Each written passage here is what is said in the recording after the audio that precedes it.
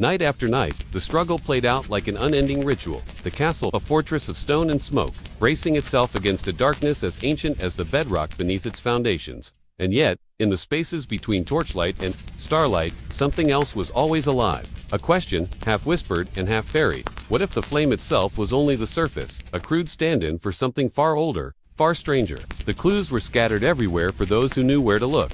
A faded engraving on a monastery door, an odd diagram tucked within a treatise on angelic hierarchies, a single line in a letter from a crusader marooned in the Holy Land. Talk of stones that glowed in perpetual twilight, of crystalline orbs, said to catch and hold the sun's fire. Some dismissed these as the fever dreams of monks too long alone with their candle flames. But others, the truly restless minds, saw patterns in the embers, on the far corners of the known world. Travelers returned with tales of Eastern lamps that burned with no visible fuel, of alchemists in forgotten cities who ground quartz and sapphire into powders that shimmered in the dark. Fragments of these stories found their way into castle libraries, where they lay like dormant seeds. A curious lord here, a learned abbot there. Always someone willing to lift a lamp and lean closer, eyes squinting through the haze of oil smoke. They copied what they could, often in secret. In the scriptorium's hush, scribes inked the edges of holy texts with marginal notes that had little to do with saints or salvation. A figure, a shape, a cipher. If you traced the patterns long enough, they hinted at designs beyond the simple flame. Mirrors aligned to bounce sunlight down. Narrow shafts, crystal lenses that multiplied light's reach. Hollow orbs said to house a spark that would never die. If such things ever existed, they did so under threat of silence. Too much knowledge could get you accused of witchcraft. A mind that dreamed of perpetual light might end up feeding a bonfire. Instead, meanwhile, beyond these secret designs, the everyday darkness continued its slow, patient erosion. Imagine a castle in deep winter. Wind rattles the iron grills set into narrow windows. The moon hides behind a shroud of snow-laden clouds. Servants creep through corridors with rushlights guttering in the cold drafts. Somewhere in the kitchens, a boy dozes near the embers of a banked fire, the only warmth for stone walls that leak heat like a sieve. And in the tallest chamber, a king sits hunched over maps by candlelight, eyes ringed with exhaustion, mind gnawed by rumors of betrayal and rebellion. His world, for all its wealth and power, shrinks to a single flickering flame. Snuff it out, and he is just another man swallowed by the void. Is it any wonder, then, that people told stories of secret fires, of hidden lamps that could outshine the sun, of ancient vaults deep below, ruined monasteries where a pale blue glow never faltered, or of wandering mystics who carried shards of these lost lights within hollow staves, trading them for safe passage through lawless lands. The line between myth and memory blurred with every generation. In the isolated outposts of the British Isles, fishermen spoke of ghostly lights bobbing on the waves, not just will-o'-the-wisps, but solid, pulsing lanterns that seemed to drift beneath the surface, as though the sea itself had swallowed some ancient glow. In alpine villages, old women spun tales of hollow stones found high in the mountains, warm to the touch in the dead of winter, humming with a light that needed no wick or oil. And in the cities, where the new merchant class built grand houses that tried to mimic the grandeur of castles, imported lamps from the east stirred rumors of designs older than Rome, older than Babylon. A historian might dismiss these as the wild imaginings of people desperate to hold back the dark. Yet scratch the surface of these legends, and a question remains: why did so many of them circle back to the same idea, that the flame we knew was only a shadow of a lost brilliance? That somewhere, someone had discovered how to bind light itself, how to cheat the endless hunger of the night. Even in their ordinary labors, the people of these stone fortresses left hints that they wanted more than warmth and visibility.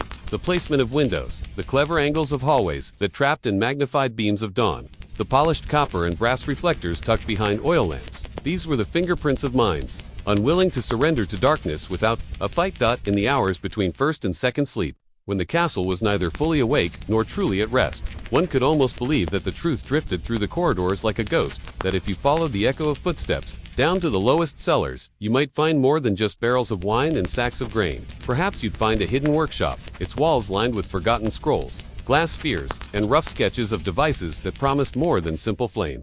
A glimpse, maybe, of the spark that flickered at the edges of medieval imagination, the dream that man might master the dark forever. In the end, the fortress always fell silent again. Flames guttered out, rushlights died with a hiss, fireplaces sank into black coals, and the people, wrapped in furs and hopes and half-remembered stories, drifted back into second sleep, that soft surrender to the dark before dawn's final mercy. But in those last moments of wakefulness, you might sense it, a secret passed from flame to flame, candle to torch, oil lamp to fireplace. A vow that even in the deepest night, the light would return, sometimes as a simple flicker, sometimes as a question smoldering in a restless mind. Centuries later, we look back at those castles, cold ruins standing sentinel over forgotten fields, and wonder what those tiny flames once hid. We imagine the hush of a scriptorium, the weight of a torch in a midnight corridor, the faint glow of a rushlight carried down spiraling stairs to where no one was meant to go, and we feel, perhaps, a tremor of recognition that we too are keepers of a fragile flame, forever caught between the shadows and the promise of a light we do not yet fully understand. So when you pass by an old stone wall, when you stand in the ruins of a hall that once rang with feasts and secrets, pause, close your eyes and listen for the rustle of cloth, the creak of a ladder against ancient beams, the soft gasp as a servant's candle flickers out, and in that darkness, the heartbeat of a secret that refuses to die. Long after the beeswax melted, the oil burned away, the torches sputtered. The dream of a hidden light remains a ghost story, buried in stone, waiting for someone curious enough, foolish enough, to light the last candle and read what's written there. And when we do, perhaps we'll find that in this old world of stone and shadow, it was never the flame alone that kept the dark at bay, but the unyielding hope that somewhere, in the pages we were forbidden to read, the night could be conquered once and for all. The darkness always comes, but so, too, does the flame, and that is how the secrets flicker on, long after the last torch has died. When dawn finally broke across those battlements of stone and frost, a medieval castle exhaled a sigh of relief. For a few brief hours, its halls and courtyards basked in sunlight, the most precious illumination of all, given freely by a reluctant sky. But sunlight was never guaranteed, especially in the damp, gray north, where winter could stretch on like a siege of shadows. So the architecture itself became a quiet rebellion against the dark. Stand in the great hall at midday, and you'll see it, how the walls were angled, how the narrow windows were cut just so, coaxing every possible beam of daylight into the heart of stone. High, arched windows faced east to greet the rising sun, south to gather its warmth. Courtyards, those open lungs within the fortress, filled with people eager to stand where the light fell longest. Servants would haul laundry out to catch the sun's mercy. Squires trained with wooden swords in bright corners, the clash of practiced steel echoing off walls that doubled as mirrors for the sun's reflection. But for all their cunning, no mason or lord could tame the hours when the sun slipped away. In these moments, legends tell of knowledge hidden in the shadows of secret texts written in the margins of illuminated manuscripts, of esoteric treatises that spoke of light not as flame or sunbeam, but as a force to pierce the veil of ignorance. Some say the monks of Cluny, the keepers of flame, in dark libraries, stumbled across symbols in old Greek scrolls, references to lamps that burned without fuel, two crystals that glowed as if remembering the sun. Wild stories, perhaps, yet every time a monk leaned over a vellum page by flickering candlelight, that tiny flame was a promise. There is always more to see, even in the dark. If you were a peasant who'd never seen a castle's grand chandelier, you might have heard tales of the royal courts instead, whispers of secret alchemies, coded blueprints for machines that could summon light at will. The stories spoke of hidden rooms beneath monasteries, where strange gears and lenses lay forgotten, half buried in dust. Some scholars point to the designs of medieval magnifying glasses, the primitive experiments with burning lenses to capture the sun's heat. These were more than idle curiosities. To bend light was to challenge the darkness itself, and perhaps to outwit the candle's tyranny. And then there were the cathedrals, the churches that rose like stone prayers, their walls pierced by stained glass that turned sunlight into something otherworldly. To stand in a cathedral at sunrise was to step inside a miracle of color and flame, where saints and martyrs blazed down in ruby, emerald, and sapphire. The glassmakers knew their craft was a magic of its own, alchemists in disguise, melting sand and minerals into windows that told stories when no books could be read.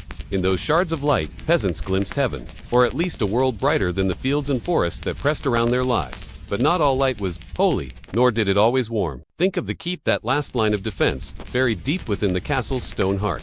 Here, light was rationed, controlled like an army. Oil lamps guarded stairwells that spiraled down into storage rooms stacked with grain and salted meat, supplies that might keep a noble family alive through a siege that could last months. The flicker of a torch down there was as important as any knight's sword. Darkness could mean spoilage, rot, rats. A single failed flame might doom a garrison, and deeper still lay places sunlight never touched. The dungeons, cold cells cut from the bedrock itself. Flickering torches mounted in iron brackets cast shadows that danced on stone floors slick with damp. Prisoners, eyes sunken from endless night, clung to every faint ember like a drowning man to driftwood. Guards carried rushlights that flickered with a wavering, mocking glow, a reminder that freedom, like fire, could be snuffed out in an instant. Above, the nobles worried about their feasts, their courtly intrigue, but somewhere in a drafty scriptorium, a lone scholar might be puzzling over an ancient scrap of parchment. He'd have only his oil lamp and the moonlight to guide him as he traced forbidden words, remnants of Roman treatises. perhaps, or fragments of Greek thought that hinted at sciences all but lost. Some claim that tucked between prayers and saints' lives were equations, tiny ciphers that mapped the play of mirrors, lenses, or crystals that could channel light in ways medieval minds could barely grasp. Was it foolishness? Or a glimpse of a technology smothered by dogma and flame? The same church that built towering cathedrals to gather sunlight wielded its power to snuff out ideas that dared to blaze too bright. Heresy, they called it. And so the rushlights burned in secret, hidden behind cloister walls and monastery gates. Knowledge, it seemed, loved the dark as much as the flame. Meanwhile, the everyday folk, farmers, millers, blacksmiths, learned their own secrets of light and shadow. In rural villages, folk wisdom spoke of foxfire, that faint, eerie glow from rotting wood that could guide a lost traveler through forest paths at night. Children huddled around hearths, listening to tales of willow, the wisp's ghostly lights. That lured the unwary into bogs where no candle would help. Even in the mud and thatch of peasant huts, imagination kept the darkness alive, and so each flicker mattered, not just for warmth or sight, but for the stories it carried. The peasants' candles spoke of endurance, the nobles' chandeliers of excess, the monks' oil lamps, of devotion and danger alike. In each flame, 1,000 secrets hid, and when the last light was pinched out, those secrets dissolved into the stone, waiting to be reborn the next night. As night fell again over the fortress, watchmen on the ramparts leaned on their spears, squinting into the black fields beyond. The moon, when it showed its pale face, was both ally and trickster. Under its gaze, a small band of conspirators could slip through the castle's postern gate, torchlight hidden beneath cloaks, to carry messages or smuggle out a stolen scroll. Sometimes the torch was more than a beacon. It was an accomplice, the light that both revealed and concealed. But for all this cunning and flickering defiance, the truth was inescapable. Darkness ruled more hours than daylight ever did, and in that darkness, life took on a rhythm we struggle to imagine now. This was a world that woke twice each night. The first sleep came easy, exhaustion from toil, from cold, from fear of what lurked beyond the walls. But when that first sleep broke, people stirred in the hush. A noble might summon a lover by candlelight.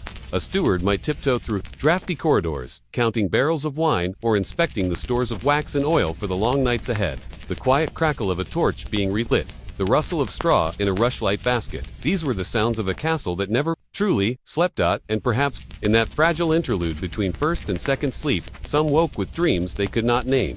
Dreams of towers of glass that caught the sun forever, of lamps that needed no flame, only some hidden spark trapped within metal coils. Ideas that felt as distant as the stars overhead. But stars could be charted, mapped, studied. Even in a world bound by stone and soot, there were minds that saw more in the night sky than pinpricks of cold light. They saw a possibility. When dawn crept back at last, when the final torch guttered out and the servants flung open the shutters to catch the day's first rays, the castle would breathe again, alive, with the memory of the dark and the promise of another battle against it, for this was the truth of medieval life. The darkness came for everyone, from the lowliest stable hand to the king in his velvet-draped chamber. And each night, they fought it back the only way they could, with flame, oil, sweat, and secrets too dangerous to share in the daylight. What else did they know? What lay hidden in those manuscripts, in the dusty corners of the monastery library, in the unlit passageways beneath ancient keeps? And if those tiny flames were more than mere light, if they were clues, who among them had the courage to follow where that faint glow might lead? The darkness always comes back, but so does the flame. In a world where the sun slipped away far too soon and darkness claimed the stone corridors of kings and queens, light itself was a luxury when earned, guarded, flaunted. Imagine stepping inside a medieval castle at dusk. The walls loom thick, cold, and unyielding. Shadows gather in corners where secrets like to rest. And as the sun sinks behind ancient battlements, those who dwell within these walls must wrestle with the night using the simplest but most potent of human inventions, fire. For the noble few, the evening began with the soft glow of beeswax candles. Not the spindly sticks that mark birthdays today, but pillars of light that could burn for hours without choking the air with rancid smoke. These were the gold standard, clean, fragrant, dignified. A single beeswax candle could cost enough to make a peasant's knees buckle, and yet a royal household burned through hundreds every month. Each flame was a message, a flickering testament to status and wealth. To dine by candlelight was more than ambience. It was a declaration that you had the means to hold the dark at bay. You can almost hear the hush of silk robes brushing stone floors, the quick steps of servants balancing ladders to ignite chandeliers that hovered like dripping constellations above the banquet hall. Picture the scene, a feast in full swing. The great hall swells with laughter and the clang of goblets, the stone walls echoing with stories and schemes. Each candle flame dances, scattering shadows across tapestries that whisper tales of conquest and betrayal. There is a moment when the king glances up at the sea of light and feels, perhaps, a twinge of immortality. but flickers fade, wax melts. And somewhere, in the darkness beyond the heavy oaken doors, a servant notes how many pennies will be needed for tomorrow's blaze. Yet not every corridor could afford such warmth. For those in the lesser chamber, scribes tucked away in drafty towers, guards, pacing, silent battlements, oil lamps were the steady, unassuming companions. Their wicks, made from twisted flax or coarse hemp, floated in pools of precious oil. Olive oil, if you lived in sun-baked realms; animal fat, if you did not. The smell was sometimes bitter, sometimes acrid, but light was light. These lamps could burn long into the bitter hours, throwing a steady beam onto manuscripts filled with royal decrees, secret correspondences, coded maps that might redraw borders with a single flourish of ink. Think about the rooms that lived by this light, a small chamber where a monk hunches over vellum, copying words he barely dares interpret. A lady in waiting, braiding her hair by the glow of an oil flame before her mistress calls her to tend the embers in the fireplace. A chamberlain, alone at a table, counting coins that will decide if the castle's storerooms will feed an army come winter. These tiny flames, cradled in clay or bronze, gave birth to plans and confessions alike. Their shadows blurred the line between truth and treachery. But oil lamps and candles were delicate things, never meant to roar against the howling wind that slithered through open corridors. For drama, for defense, for raw force, there was the torch. Simple yet terrifyingly effective, a pine shaft soaked in resin, ignited and lifted high to scorch the dark. A single torch turned a passageway into a stage. Flickering flames threw monstrous shapes on stone walls, and the hiss and crackle of burning sap could drown out the softest conspiracies. It was not just about light, it was about power. When the castle gates creaked open for a returning lord, his path was lined with torches, each one a guard, each one a witness. In the hush of night, torches burned like wild stars along the ramparts. Guards leaned into their warmth, eyes squinting. Into the ink-black countryside, somewhere, beyond the flames' reach, wolves and thieves waited. And when the wind came up strong enough to blow out a man's courage, the torch sputtered but held. How many secrets were shared near that heat? How many traitorous words confessed, carried away by the wind before they could settle into stone? Yet, the true heart of the medieval night pulsed in the hearth. The fireplace was a living thing, a mouth in the wall, forever hungry. Some flickered modestly in small chambers, just enough to keep frost from crawling into the bedclothes. Others blazed grandly, roaring in halls where entire households gathered. Fireplaces were gathering places like modern coffee shops. If the coffee was embers and the gossip was the fate of a kingdom, families circled close, nobles exchanged vows or plotted wars. Children drifted to sleep, listening to the rise and fall of flames. The bigger the hearth, the bigger the ego behind it. A king's fireplace could swallow cartloads of wood every single day. Its glow a reminder that some men could afford to burn what others must spend a lifetime gathering. But the warmth and light of the hearth came with a price and endless appetite for fuel. The forest surrounding the castle was both a sanctuary and a sacrifice.